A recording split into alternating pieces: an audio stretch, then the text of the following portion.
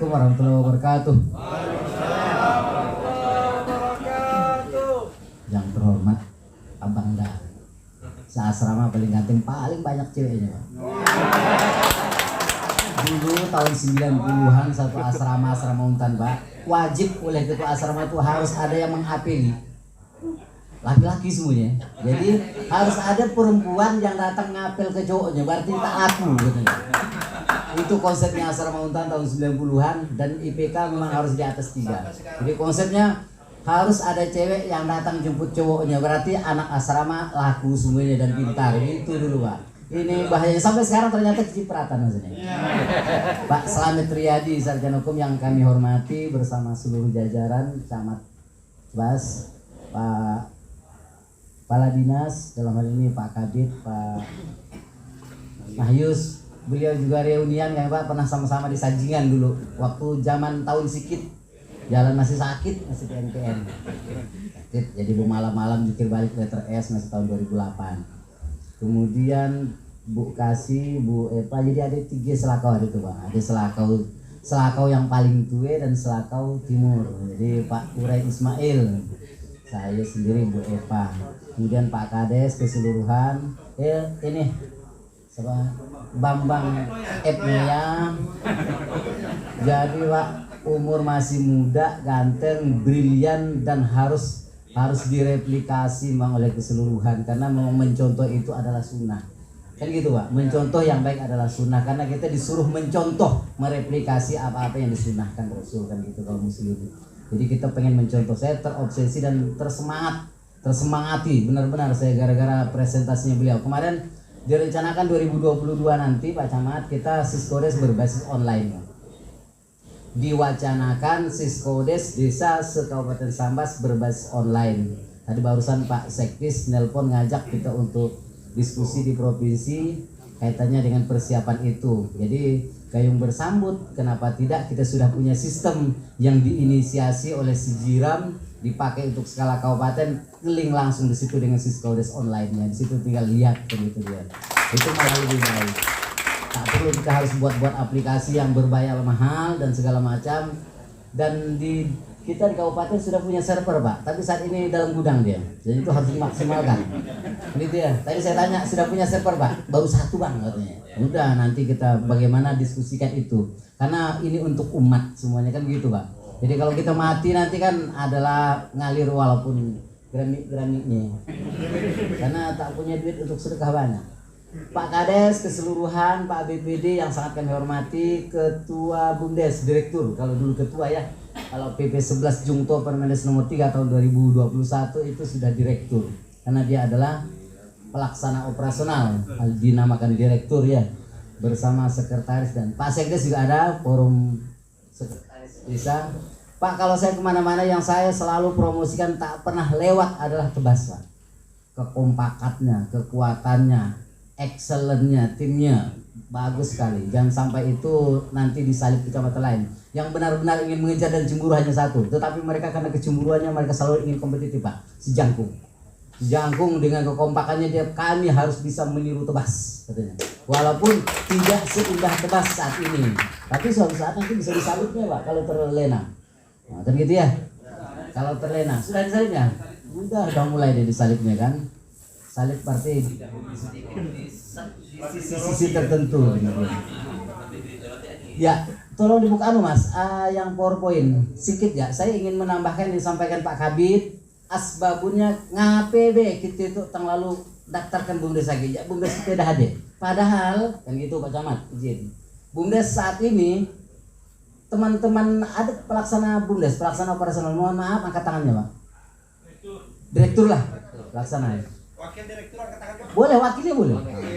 Atau pengurusnya. Oke. Terima kasih Pak. Kami sangat memaklumi teman-teman pengurus Bumdes. Kalau versi yang lama, Perbuk nomor 33 atau Permendes nomor 4 yang sekarang sudah dicabut, diganti PP 11 dan Permendes nomor 3 2021. Itu seolah-olah teman-teman pengurus Bumdes itu baru lahir dari embrio sudah dibebankan beban yang begitu berat Pak.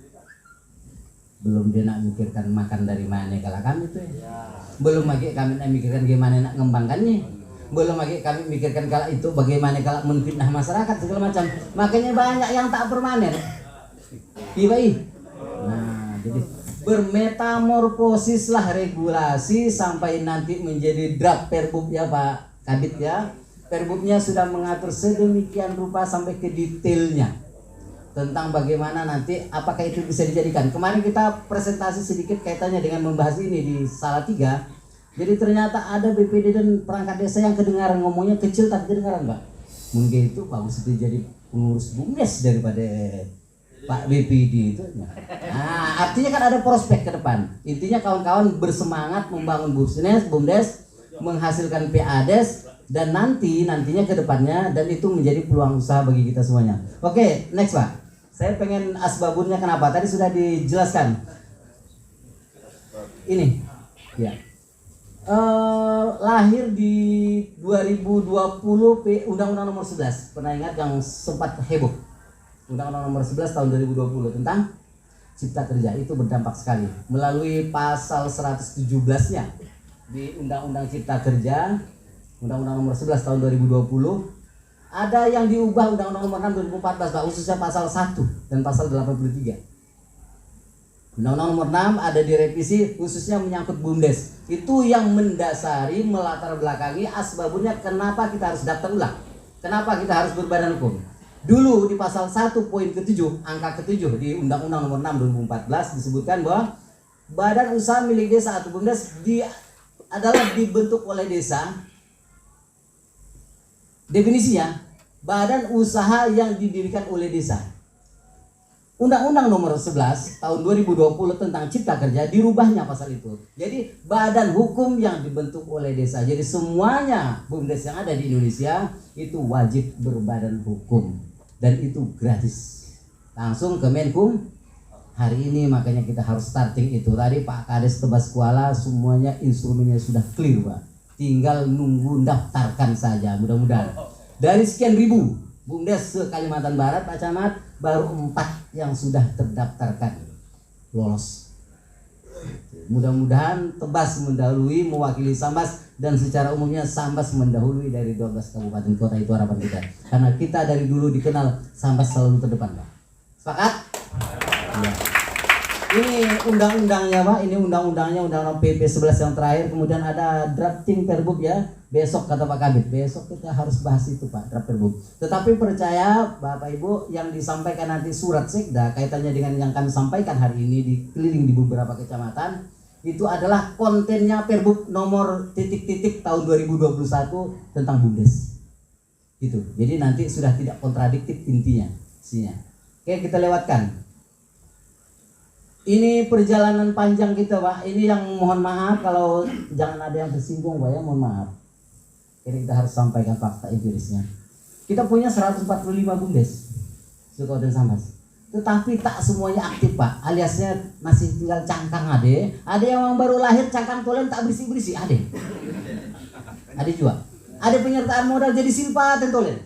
Ada Pak sama. Ada. Tapi bukan kita bahas. Ada juga sudah berisik, hilang isinya, macam kuman. Wah, berbahaya karena ke depan begitu dia sudah terdaftar secara online, terdaftar diregistrasi di Kemenkumham, barang ini nanti akan terlihat dan harus ada laporannya. Kita kawal sama-sama. Apakah itu BUMDes maupun BUMDesma, karena ini milik kita bersama. Berikutnya.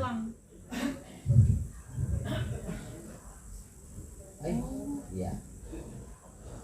Nah tadi sudah disenggol Pak. Ini yang dirubah Pak. Kepastian hukumnya. Jadi bukan lagi badan usaha yang didirikan oleh Serabi, badan hukum yang didirikan oleh desa. Nah, kemudian didirikan oleh desa atau dua desa atau lebih. Jadi BUMDesma.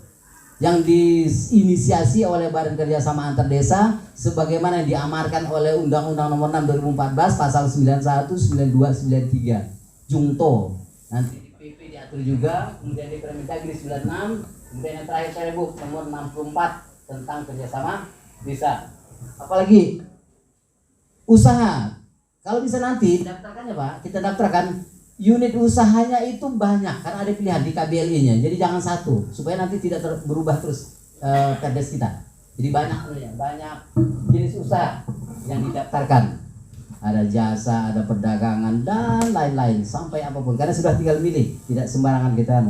Kemudian investasi, penegasan di sini menyediakan pelayanan, menyediakan jenis usaha, mengembangkan investasi dan produktivitas, memanfaatkan aset. Ada sesuatu yang fundamental antara Permendes nomor 4 2015 tentang BUMDes yang dicabut diganti dengan Permendes nomor 3 2021. Kalau dulu aset desa itu menjadi kekayaan desa yang dipisahkan, dikasihkan kepada BUMDes. Sekarang tidak boleh.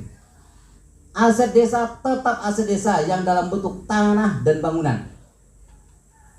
BUMDes hanya pengelolaan saja. Ini mengelola, memanfaatkan aset. Takutnya begitu dinyatakan pahit, aset desa yang pernah diserahkan hilang juga, asetnya udah dijual. Lama-lama desa kehilangan aset, Pak. Misal nih, desa bikin tambatan perahu. Aset desa apa tuh? Desa. Tak boleh itu menjadi kekayaan desa yang dipisahkan, diserahkan kepada BUMDes sehingga menjadi aset BUMDes. Tak boleh.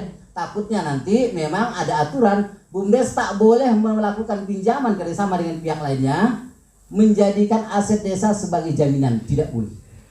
Wah, bahaya gitu. Ini sekarang pertegasnya di PP 11 dan lain-lainnya, Pak. Takutnya disita bang ya. Tanya orang Indonesia mana ya, dah pada ke Malaysia, dah lama dah, karena gajinya tidak cukup. Berbahaya. Nah, ini memudahkan juga ke depannya badan usaha milik desa ini kalau sudah kita daftarkan di badan hukum, nanti untuk mengembangkan kerjasama bisnis dengan pihak lainnya, Pak. Karena memang di amanahnya di PP dan Permendes nomor 3, badan usaha, badan hukum yang dibentuk oleh desa, BUMDes itu bisa membentuk unit-unit usaha yang berbadan hukum, yang itu nanti bisa melakukan kerjasama dengan pihak-pihak lainnya. Nanti tolong dicermati juga Undang-Undang Cipta Kerja punya turunan-turunan tuh, Pak. Ada PP 5 2021 penggunaan sumber daya dan seterusnya, sampai dengan ada pengelolaan pasar rakyat. Tadi ada yang nanya ke saya, Pak, bisa nggak aset daerah itu dikelola BUMDes? Bisa, sama prinsipnya dengan desa, sama, Pak. Tetap dia aset daerah, tetap dia aset desa, pengelolanya saja oleh BUMDes. Jadi bukan menjadi kekayaan desa yang dipisahkan. Kalau dulu kekayaan desa yang dipisahkan. Itu harapannya ke depan. Ini sudah nahu Bapak semuanya nih. Oke, saya pengen. Nah, ini yang substantif, tata cara pendaftaran nama, pendaftaran BUMDes, pedoman pengadaan barang atau jasa. Mengacunya pengadaan barang dan jasa di BUMDes itu bukan mengacu ke Perka atau di Perbuk PBJ, tapi mengacu ke Permendes nomor 3 2021. Di situ diatur bagaimana nanti tentang pengadaan barang dan jasa di dalam pengembangan BUMDes. Oke, ini RKTL-nya, Pak. Saya mau tegaskan ini, Pak Camat, menghindari takutnya kopong tahu ya? Kosong, cangkang. Dolo, tapi bukan ditebas. Yang kita identifikasi. Yang menyertakan modal itu tim RKP. Berapa untuk BUMDes? Sedang berapa?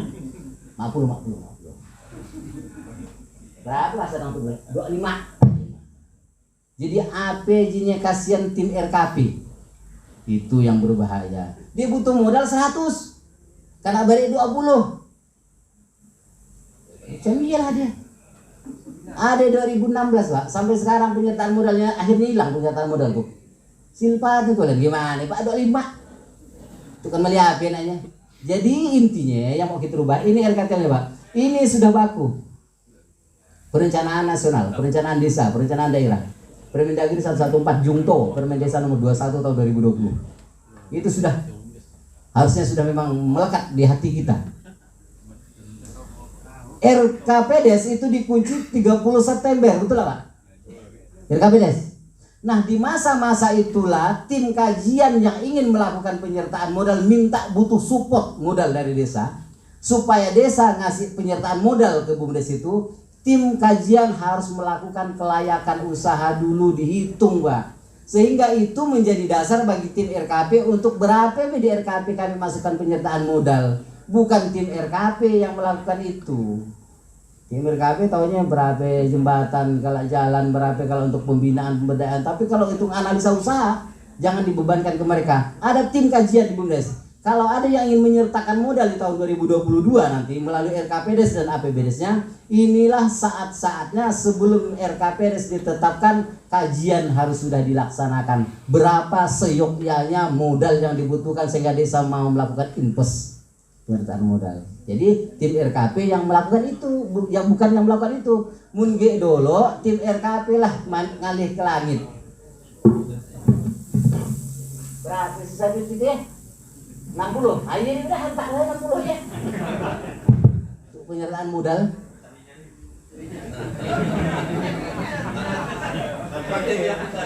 Macamnya nih Pak. Itu jadi ini maksudnya Pak. Nah, pembentukan alur dan tahap ini kalau bisa sudah disinergisitaskan antara alur tahapan BUMDes kita ke depan Pak. Prioritas penggunaan dana desa yang paling utama 2 tahun berturut-turut dari Permendes nomor 13 kemarin, kemudian sekarang nomor 7 tahun 2021 untuk prioritas penggunaan dana desa 2022, BUMDes itu menjadi prioritas revitalisasi ke apa segala macam, dirancanglah sejak awal sehingga menjadi Juni ini Musdes, kemudian di September. Nah ini sudah presentasi tim kajiannya dalam Musdes, ditumpangkan situ atau bikin Musdes sendiri. Berapa kebutuhan modal sehingga masyarakat tahu. Oh ini selainnya. Kalau dia butuh 200 Pak. Kalau dia butuh 150. Kalau dia butuh 100. Ini dibutuhnya 150 tapi diberi modal oleh desa 50 juta. Itulah dia hidup segan mati tak juga mau. Udah gitu ada pengurus BUMDes saya temukan, tapi di kabupaten lain Pak. Karena udah ditodong desa harus ada PADes-nya. Dari pernyataan modal itu disisihkannya langsung 3 juta. Nah 3 juta. Dan untuk PADes tahun 8. Astagfirullahaladzim. Berjalan pun belum. Si an lalu gramik-gramiknya masih. Udah ada PADes-nya Pak. Ya untuk apa Pak 3 juta? Ya untuk kami PADes kalah sebagai si an. Si an kan lah ya. Nanti si an. Siap situ ya.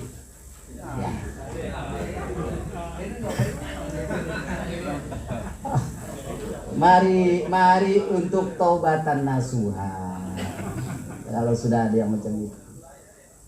Oke, jadi pendaftaran. Sebelum pendaftaran tolong di-off-kan Mas. Saya pengen sebentar Pak ya. Tentang yang simulasi ada beberapa. Nanti bagaimana cara mendaftar itu urusannya yang muda ganteng yang pakai motor baru tadi itu. Saya lihat ada motor baru plat merah, ini motor siapa? Aduh, astaga. Jadi karena dia berpikirnya positif, berpikir BUMDes Pak, jadi langsung motornya baru. Bukan itu, yang Excel simulasi. Nah simulasi, jadi dibesarkan kalau bisa Bang, karena ada ibu-ibu senang yang besar.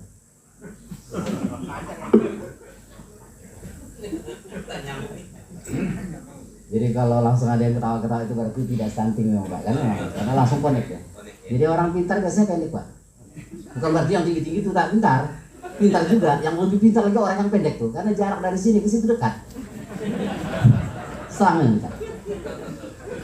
Habibie kan? Nah, kan dulu bupati kita hafal Quran tuh bukan gampang hafal Quran tuh, karena pendek, jarak dari otak ke situ dekat. Ya. Ini contoh, kan simulasi kan kemarin sempat yang berkembang unit usaha tentang apa? Internet di Serunai Pak, Salatiga. Saya nanya, ini Tebas sudah mereplikasi belum yang dilaksanakan si Jiram sedikit dekat? Memang pantas Nabi Rasulullah hijrah Pak ya. Karena di Mekah tak didulikan, lari ke Madinah. Habis itu balik lagi. Berarti sudah hijrah, dia hijrah ke Salatiga dan Selakau Timur, sana mereplikasikan, balik lagi langsung berkembang pesat. Hijrah, karena dulu hijrah sekarang balik lagi. Contoh nih Pak, ini simulasinya, misalkan satu BUMDes itu kan terdiri dari beberapa unit usaha, gitu ya. Ini contoh ini, pendapatan misalnya 100 juta, tetapi dia dari pendapatan bersih ini tentang gaji, tentang belanja pegawai BUMDes. Jangan khawatir lagi, nanti silakan buat prediksi sudah. 100 juta ini dalam 1 tahun, biaya operasionalnya misalnya 20, ini contoh diketik saja bisa. Kemudian pendapatan 80 total, ini ada 3 unit, dia 105 juta. Nah berapa belanja yang dibolehkan oleh draftnya Perbub yang nanti ditetapkan. Belanja pegawai, gaji dan tunjangan menurut anggaran dasar yang sudah kita siapkan draftnya, penasehat maksimum 50% dari pendapatan bersih setelah dikurangi biaya itu boleh digunakan untuk belanja pegawai BUMDes. Dari keuntungan 1 tahun, pendapatan setelah dikurangi biaya operasional maksimum 50% itu boleh digunakan untuk belanja pegawai. Siapa belanja pegawainya, Pak? Pelaksana operasional yaitu direktur, sekretaris, bendahara, penasihat dan pengawas. Penasihat siapa? Ex officio Pak Kades. Nanti kita lihat penghasilan Pak Kades. Ini dari 105 setahun. 3 unit 105 bulan. Kemarin kita simulasi di atas 200 juta itu 1 unit suruh naik. Baru berapa bulan berjalan, Pak? Internet ini dikembangkan, ini pahalanya besar nih, Pak Noya. Ini contoh 50%, Pak.